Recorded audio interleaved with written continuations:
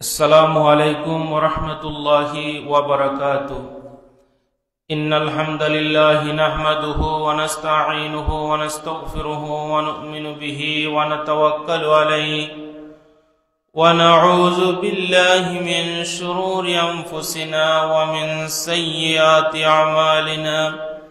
من يهده الله فلا مضل له ومن يضلل فلا هادي له. ونشهد أن لا إله إلا الله وحده لا شريك له. ونشهد أن سيدنا ونبينا وحبيبنا ومولانا محمدا عبده ورسوله صلى الله عليه وعلى آله وسلم، الذي أرسله بالحق بشيرا ونذيرا وداعيا إلى الله بإذنه وسراجا منيرا.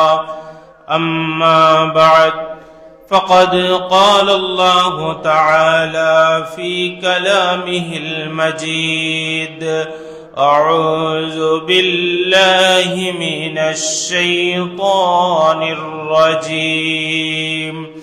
بسم الله الرحمن الرحيم. الله لا إله إلا هو الحي القيوم، لا تأخذه سنة ولا نوم، له ما في السماوات وما في الأرض.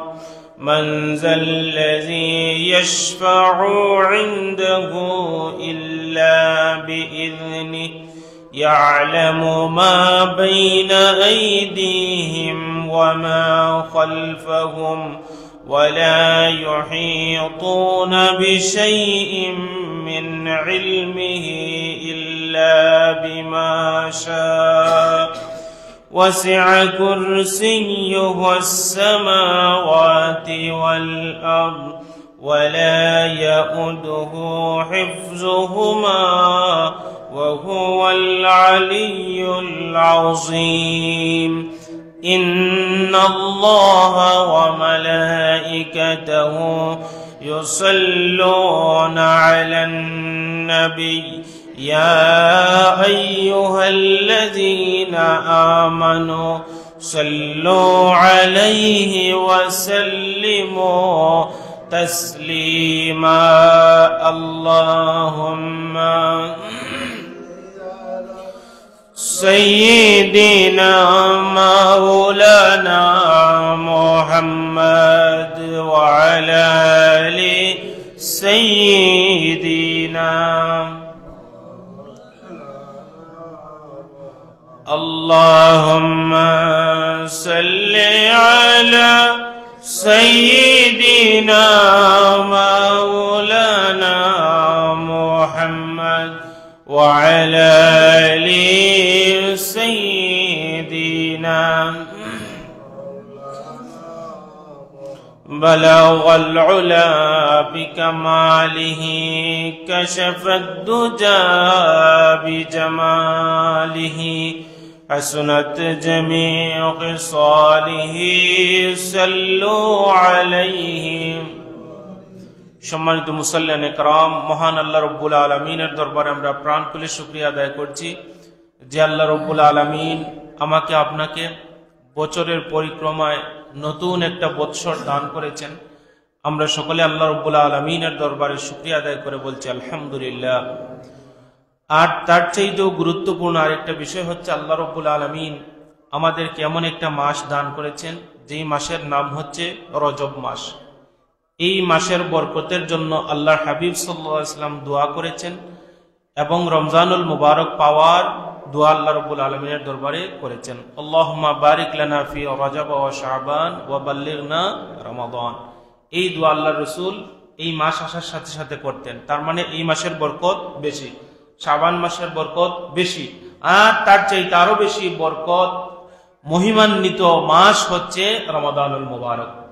এই মাসগুলো আসলে আমাদের নাকের মধ্যে এই ঘ্রাণ চলে আসে যে রমাদানুল মুবারক আমাদের সামনে আসছে। তো এই মাসে আল্লাহ রাব্বুল আলামিন আমাকে আপনাকে হায়াতে বাকি রেখে কিছু কথা বলার, কিছু কথা শোনার তৌফিক দান করেছেন। এই জন্য আমরা আবারও আল্লাহ রাব্বুল আলামিনের দরবারে প্রাণ খুলে শুকরিয়া আদায় করে বলছি আলহামদুলিল্লাহ।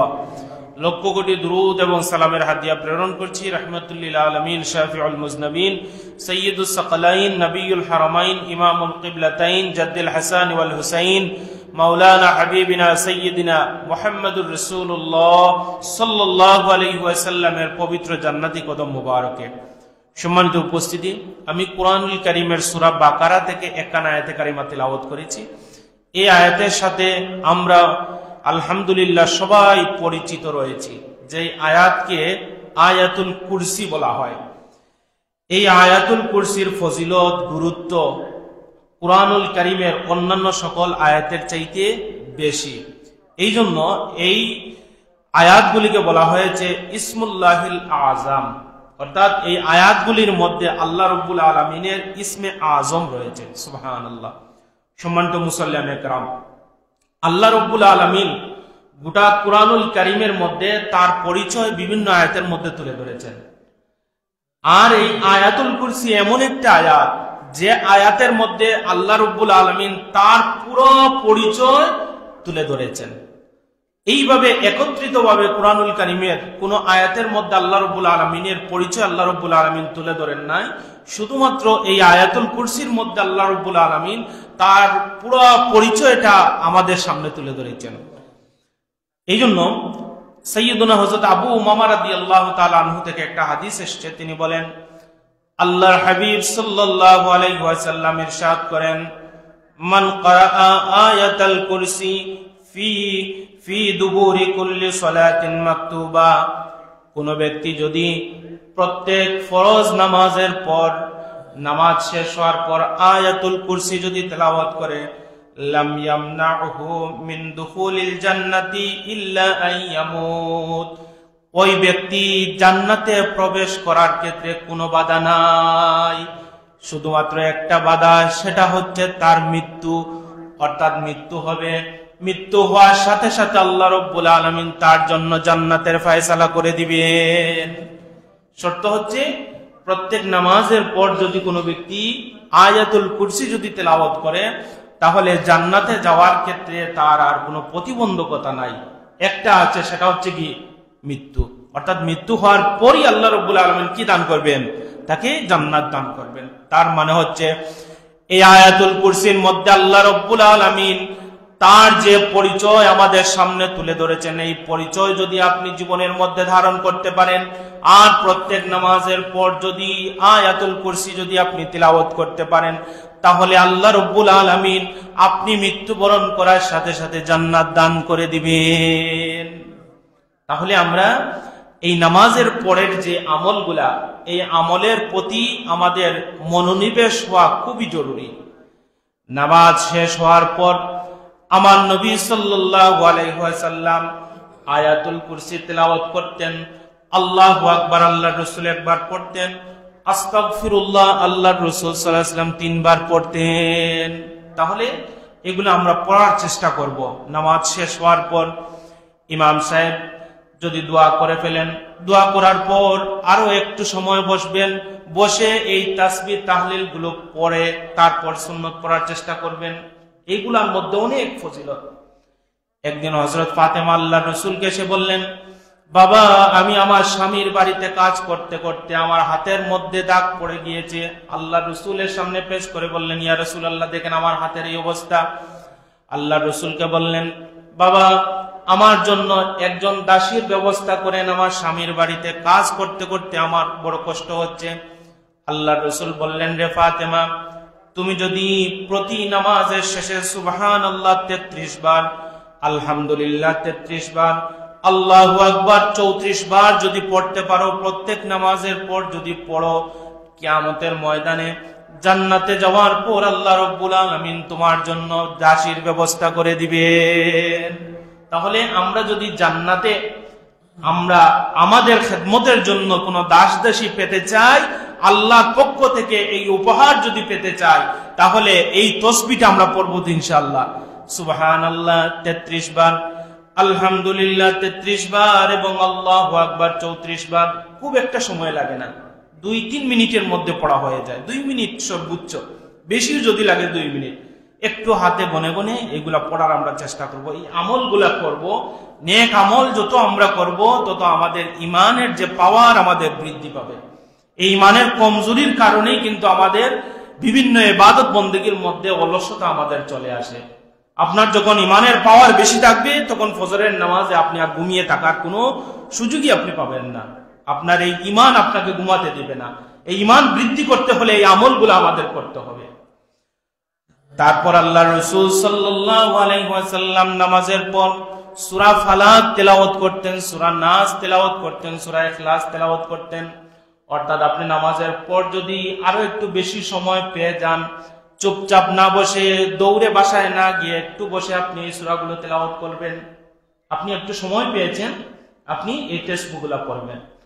আল্লাহ রাসূল পড়তেন আল্লাহুম্মা আনতাস সালাম ওয়া মিনকাস সালাম তাবারাকতা ইয়া যাল জালালি ওয়াল ইকরাম। এই দোয়া আল্লাহ রাসূল পড়তেন। অন্য হাদিসের মধ্যে আসছে আল্লাহর হাবিব সাল্লাল্লাহু আলাইহি ওয়াসাল্লাম এই দোয়া পড়তেন লাহুল মুলকু ওয়া লাহুল হামদু ওয়া হুয়া আলা কুল্লি শাইইন কাদির। এবং আল্লাহর রাসূল সাল্লাল্লাহু আলাইহি ওয়াসাল্লাম ফজর এবং মাগরিবের নামাজের পর আল্লাহুম্মা আজিরনি মিনান নার, আল্লাহুম্মা আজিরনি মিনান নার 7 বার করে ফজর এবং মাগরিবের নামাজের পর পড়তেন। আল্লাহর রাসূল পড়তেন আল্লাহুম্মা হাসিবনি হিসাবান ইয়াসিরা, হে আল্লাহ কিয়ামতের ময়দানে আমার হিসাবকে তুমি সহজ করে দিও।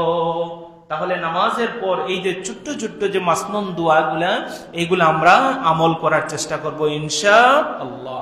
বিশেষ করে সূরা এই যে আয়াতুল কুরসির আমলটা আমরা আজকে থেকে শুরু করে দেব। মাইকের আওয়াজ যতদূর পর্যন্ত যাচ্ছে আমাদের মা বোনরা এটা একেবারে আপনাদের নিত্য নৈমিত্তিক একটা আমলের মধ্যে আপনারা এটা গণ্য করে নেবেন যে এটা আমাকে পড়তেই হবে, এমন একটা আবশ্যকতা নিয়ে আসবেন।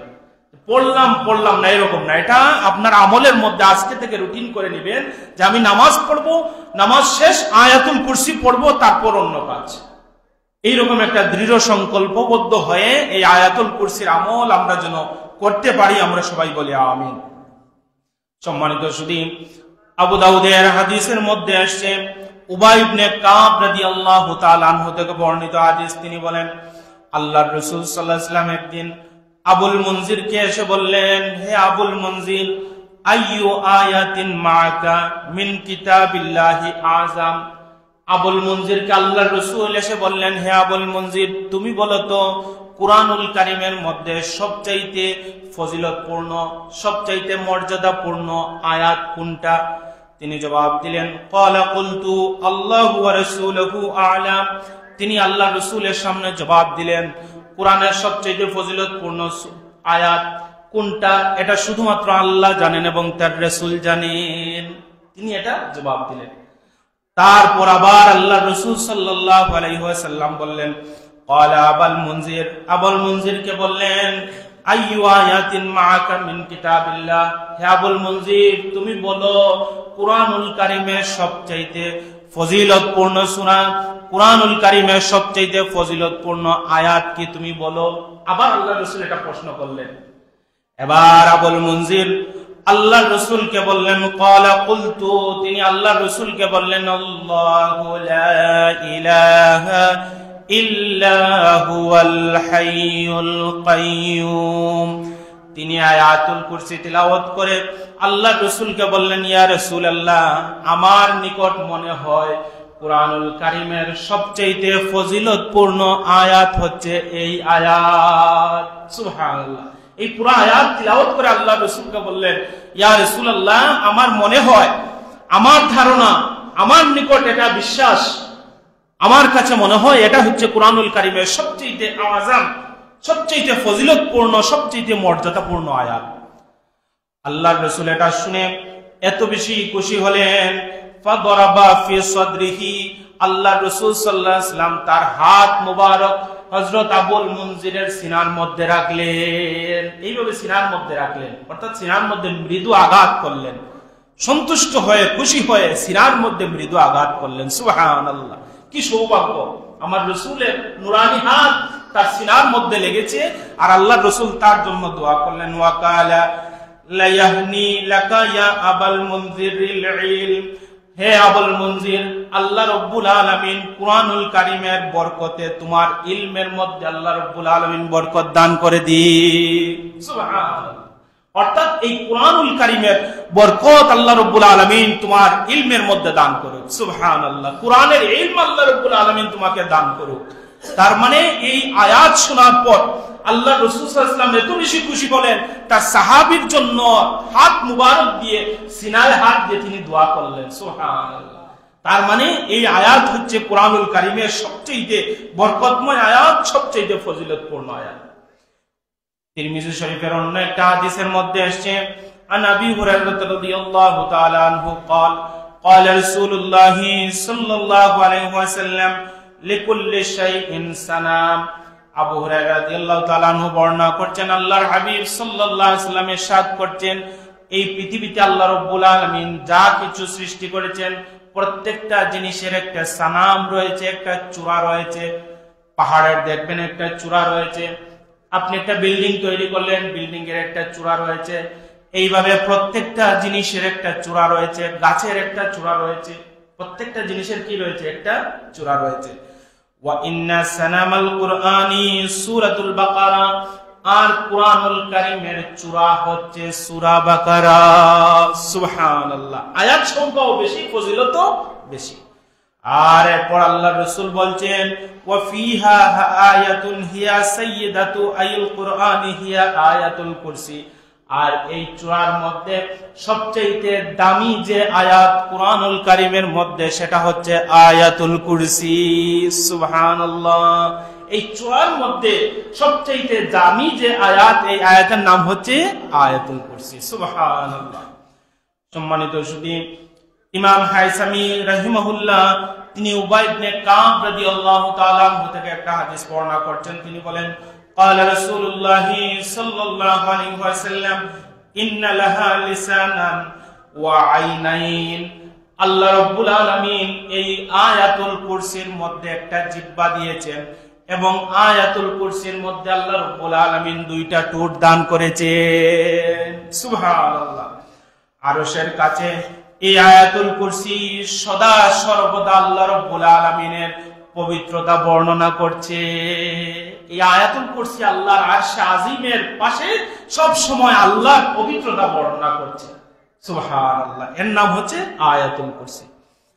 এই আয়াতুল কুরসি আল্লাহ রাব্বুল আলামিন যখন শুরু করলেন, আল্লাহ রাব্বুল আলামিন বললেন, আল্লাহু লা ইলাহা ইল্লাহু, তিনি হচ্ছেন এমন রব, এমন সত্তা, তিনি ছাড়া আর কোন ইলাহ নাই। এটা হচ্ছে আমাদের তাওহীদের মূল ভিত্তি, এটাই হচ্ছে আমাদের তাওহীদ, এটাই হচ্ছে আমাদের ঈমান। ঠিক কিনা বলেন?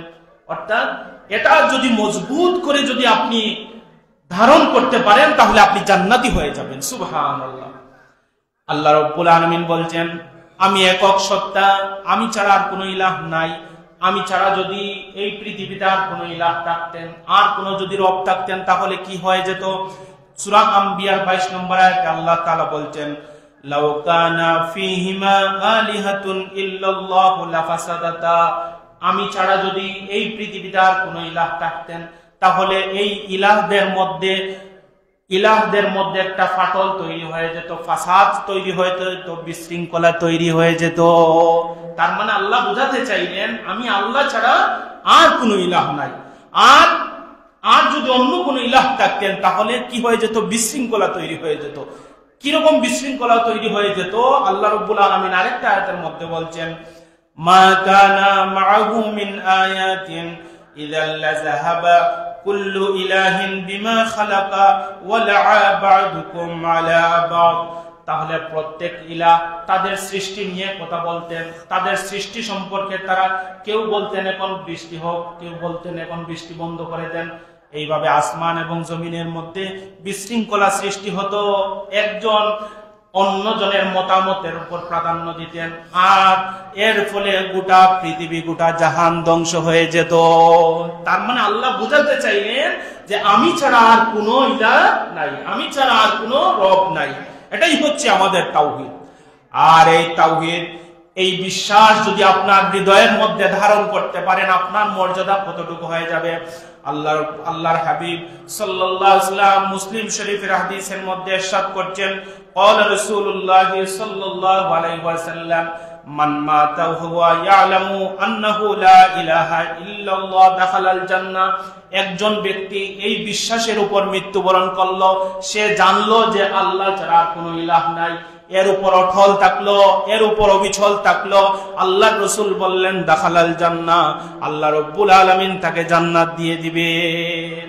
সুবহানাল্লাহ। অর্থাৎ এই তাওহীদের উপর যদি আপনি অটল থাকতে পারেন, অবিচল থাকতে পারেন, এই ঈমান যদি থাকতে পারে আপনার, লা ইলাহা ইল্লাল্লাহর উপর যদি এই মজবুতি থাকতে পারে, আল্লাহর হাবিব সাল্লাল্লাহু আলাইহি ওয়াসাল্লাম ইরশাদ করছেন আল্লাহ রাব্বুল আলামিন আপনাকে জান্নাত দিয়ে দিবেন। সুবহানাল্লাহ। আর এই জান্নাতটা পাওয়ার জন্য কিভাবে আমাদের ঈমান হতে হবে? কোরআনের মধ্যে আল্লাহ রাব্বুল আলামিন বলছেন, ইয়াকুলুনা বিআলসিনাতিহিম মা লাইসা ফি কুলুবিহিম। এমন যেন না হয় শুধুমাত্র আমাদের মুখ দিয়ে বললাম, অন্তর দিয়ে আমরা স্বীকার করলাম না, এমন যেন হয় না।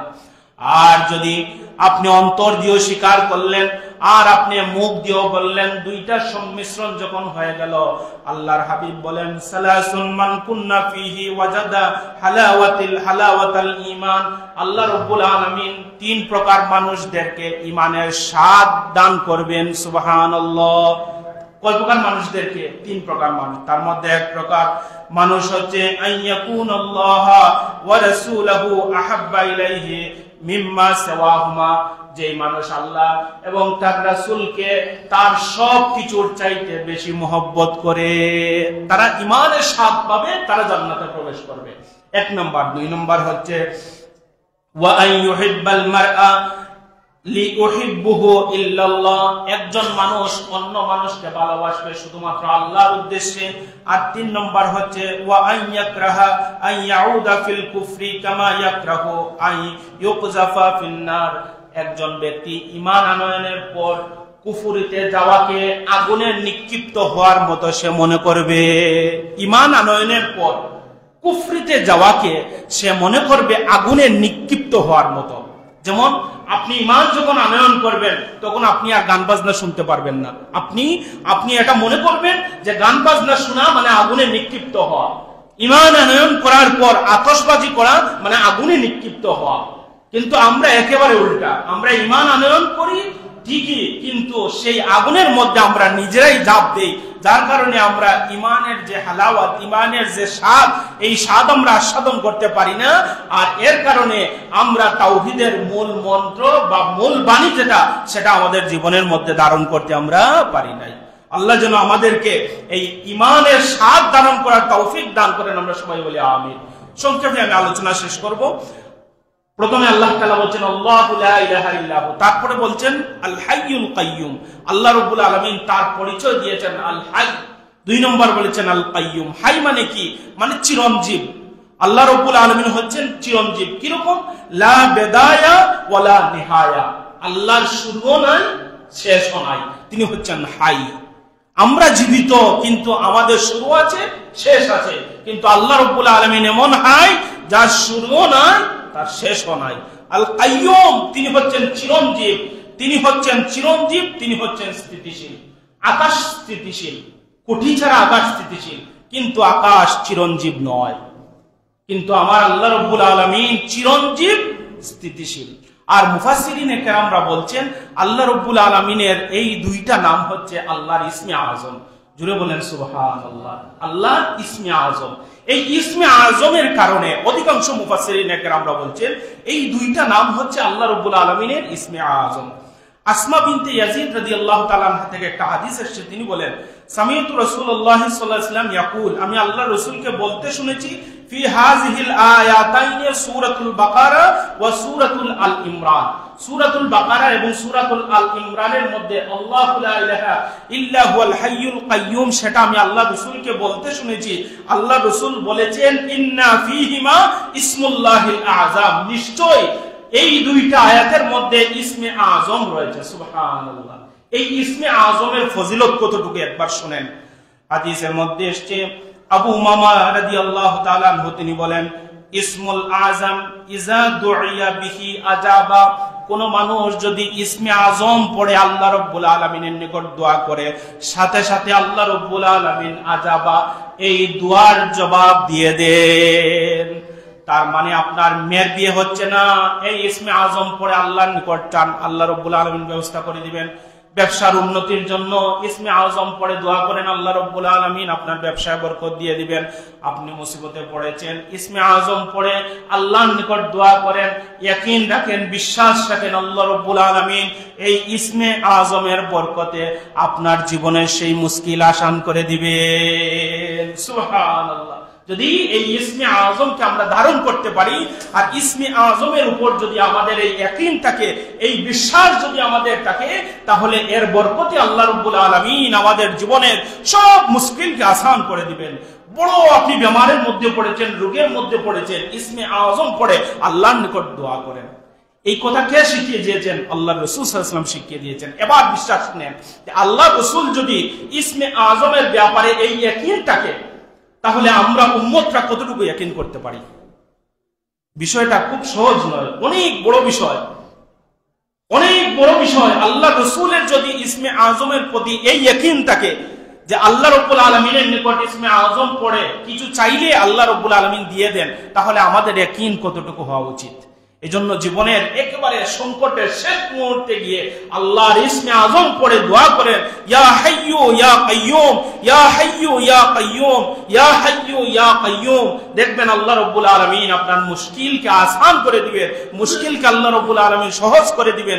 কোন রাস্তায় আপনি এই মুশকিলটাকে আসান করবেন, এই রাস্তা আল্লাহ রাব্বুল আলামিন আপনার জন্য খুলে দিবেন। সুবহানাল্লাহ। সর্বশেষ একটা হাদিস বলে, লম্বা আলোচনা, সর্বশেষ একটা হাদিস বলে আমি এই আলোচনা শেষ করছি।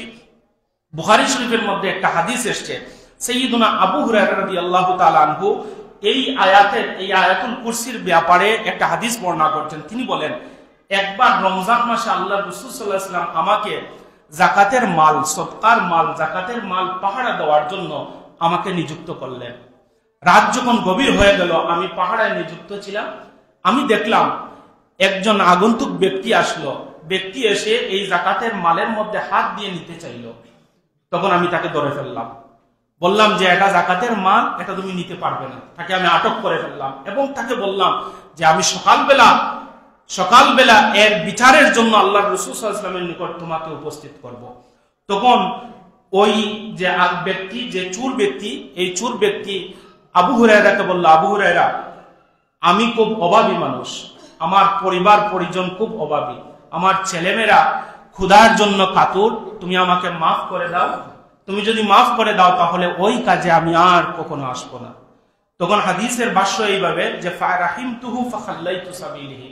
আবু হুরায়রা বলেন, তার এই কথা, তার অনুনয় বিনয় শুনে আমি খুব বেশি মর্মাহত হয়ে গেলাম, আমি তাকে ছেড়ে দিলাম। সকালবেলা আমি আল্লাহ রাসূলের দরবারে আসলাম। আল্লাহ রাসূলের দরবারে আসার সাথে সাথে আল্লাহ রাসূল আমাকে বললেন, মা ফাআলা আসিরুকাল বারিহা। হে আবু হুরায়রা, গত রাত তোমার সাথে যে ঘটনাটা ঘটেছে ওই ঘটনাটা আমাকে বলো। সুবহানাল্লাহ। তার মানে আল্লাহ রাব্বুল আলামিন ওহীর মাধ্যমে তার রাসূলকে এই কথা জানিয়ে দিয়েছেন। তখন আবু হুরায়রা এই ঘটনা বললেন। ঘটনা শোনার পর আল্লাহ রাসূল বললেন, আবু হুরায়রা, তুমি প্রস্তুত থাকো, আগামী রাত ওই চোর আবার আসবে। তার মানে নিশ্চিত ওই চোরটা আবার আসবে। রাত্রিবেলা তিনি এই যাকাতের মাল পাহাড়ার দেওয়ার জন্য নিযুক্ত হয়েছেন। রাত যখন গভীর হয়ে গেল, ওই চোরটা আবার আসলো।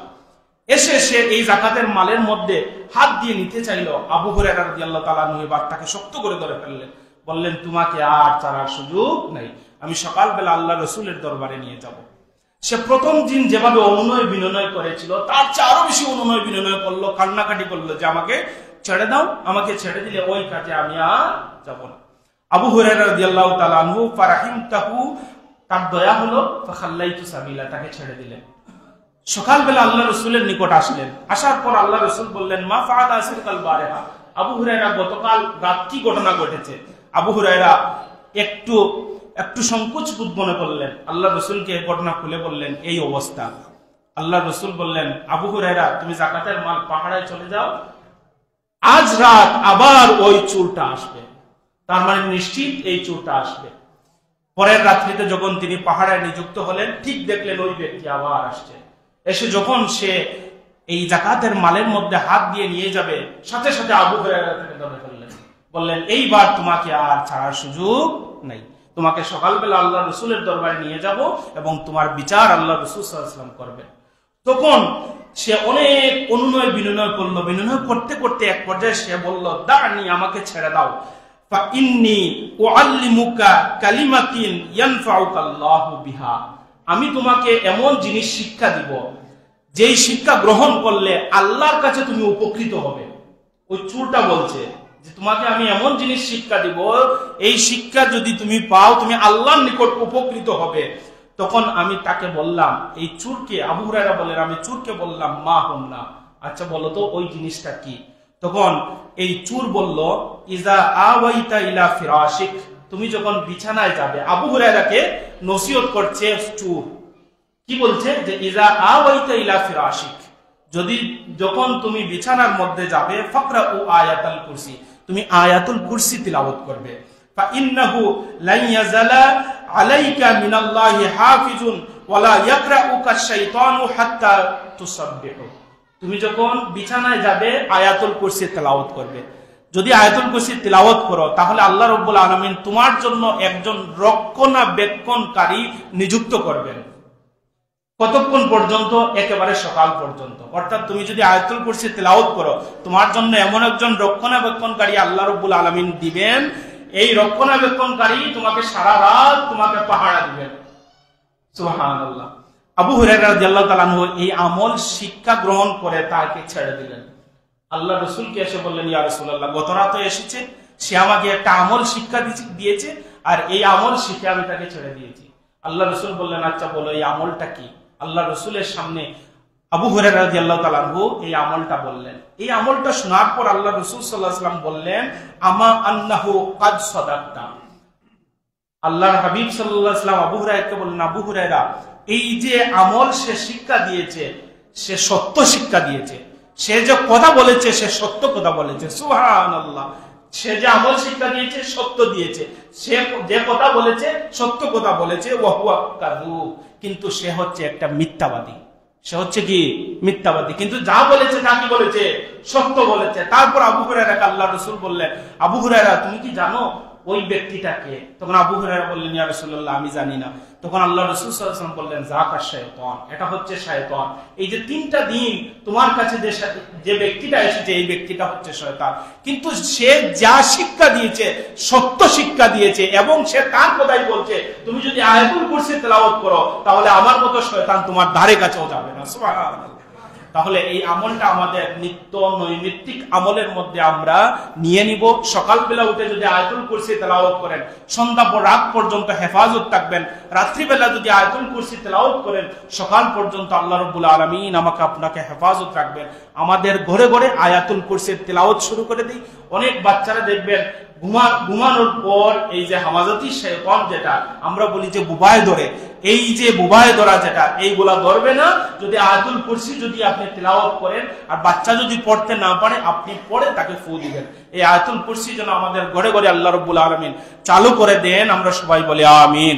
ওয়া আখিরু দাওয়ানা আনিল হামদুলিল্লাহি রাব্বিল আলামিন। সাল্লাল্লাহু আলা সাইয়্যিদিনা ওয়া মাওলানা মুহাম্মদ ওয়া আলা আলিহি ওয়া আসহাবিহি ওয়া সাল্লাম। আল্লাহুম্মা আমিন। ربنا تقبل منا إنك أنت السميع العليم وتب علينا يا مولانا إنك أنت التواب الرحيم. آمين. لا إله إلا الله.